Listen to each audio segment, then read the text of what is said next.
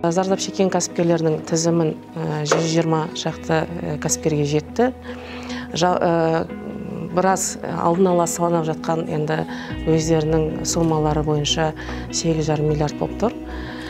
Қазіргі таңда ұлттық кәсіпкерлер палатасымен, мемлекет басшыларымен бірлесіп, үкімет тарапынан енді қандай көмек болады, механизмдардың бәрін реттеліп жатыр.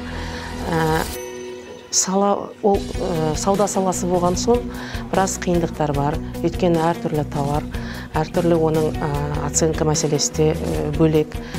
Сол үшін қазіргі ол аудит бола ма, жоқ, және консалтинг қарап шыға ма, соның бәрін реттеліп болған соң бұл механизмдар бізде өңірлерге, палатаға жеткізіледі.